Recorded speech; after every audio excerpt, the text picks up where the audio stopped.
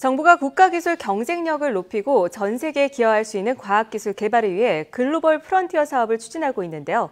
이번 주에는 글로벌 프론티어 사업 테크페어 2015가 개최돼 많은 관심을 받고 있습니다. 그래서 오늘 과학 논평에서는 글로벌 프론티어 사업에 대해서 자세히 알아보겠습니다. 한양대학교 과학기술정책학과 김상선 교수와 함께합니다. 어서 오십시오. 안녕하세요. 네, 앞서 말씀드렸던 이 글로벌 프론티어 사업이 미래부가 중심이 되어서 진행하고 있는 사업으로 알고 있는데 정부에서 주도하고 있는 이 국가 연구 개발 사업 어떤 것들이 있는지 좀 설명 좀 해주시죠.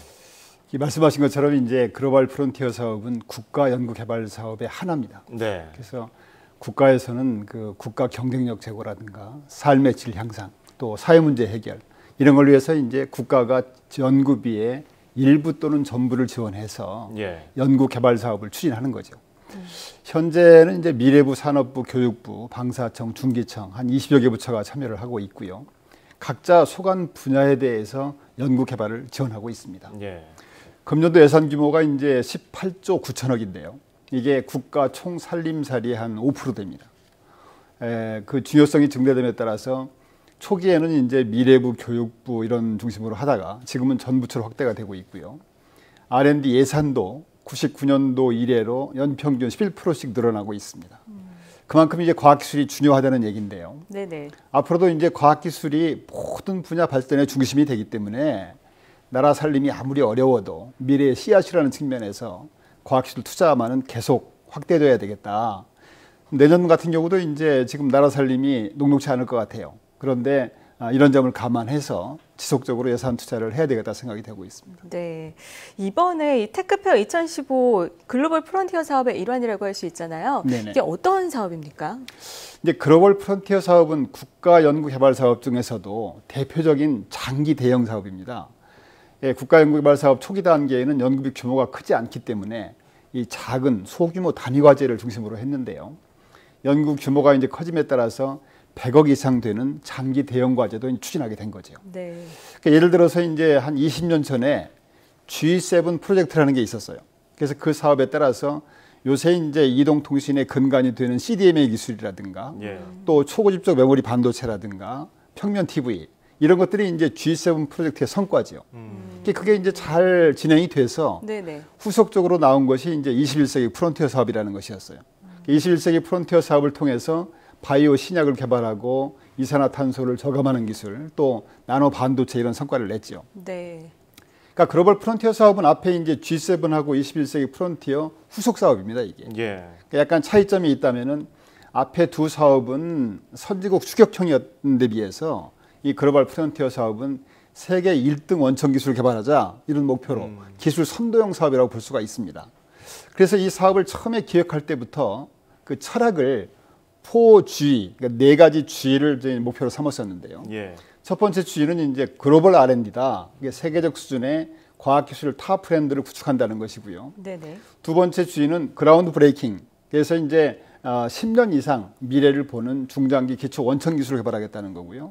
세 번째 G는 그룹 리서치, 그룹 어프로치 그래서 이제 융합, 복합, 또 네트워크 구축을 하겠다는 겁니다. 그리고 마지막 G는 이제 그로스 앤 서스테이너빌리티에서 이제 원천 기술 확보를 통해서 미래 성장 동력을 확보한다 이렇게 돼 있고요. 한마디로 말씀드리면 이제 기존 기술의 한계를 돌파하고 차세대 먹거리가 될 세계 최고 수준의 원천 기술을 확보해서 지속 가능한 경제 성장을 밑거름하기 위해서 추진하고 있는 사업입니다. 네, 방향을 잘 잡아야 될 것 같은데요. 몇 개의 사업을 어느 기간 동안 어떻게 실행되고 있는지 그게 좀 궁금한데요. 네, 그래서 글로벌 프론티어 사업은 이제 2010년에 시작했는데요. 2010년에 3개 연구단을 출범을 했고 2021년까지 총 10개 연구단을 지원할 계획입니다. 그래서 이 사업들은 사업 기간이 총 9년인데요.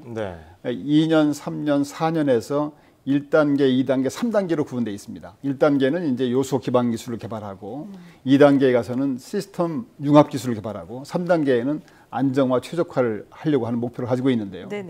단계마다 굉장히 엄한 평가를 합니다. 그래서 그 참여하고 있는 내용들을 일부 탈락하거나 축소하거나 확대하는 그런 조정을 하게 됩니다. 연구비는 이제 연구단마다 매년 50억 내지 200억 정도 규모로 지원하게 되는데요.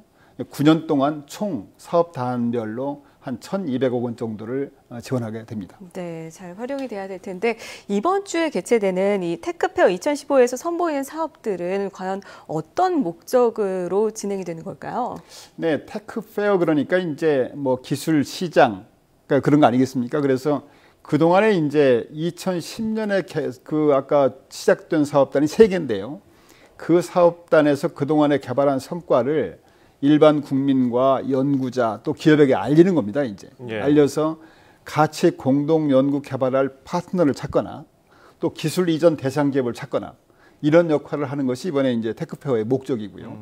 말씀드린 것처럼 이번에 대상은 총 3개 사업단. 그러니까 2010년에 시작된 건데 하나가 이제 의학 바이오 컨버전스 연구단, 융합 연구단이고요. 두 번째가 실감 교류할 수 있는 인체 감응 솔루션 연구단. 또 차세대 바이오매스 연구단 이렇게 3가지입니다. 조금 어렵죠. 근데 조금 더 말씀드리면 이제 의학 바이오 융합 연구단은 신약 개발하는 비용과 기간을 획기적으로 단축을 하는 플랫폼을 개발하고요. 새로운 항암제라든가 신약을 개발하는 것입니다. 아시다시피 이제 최근에 고령화 추세에 따라서 암 환자가 연평균 5% 이상 증가하고 있는 추세이기 때문에 이게 굉장히 시적절한 사업이라고 볼 수가 있고요.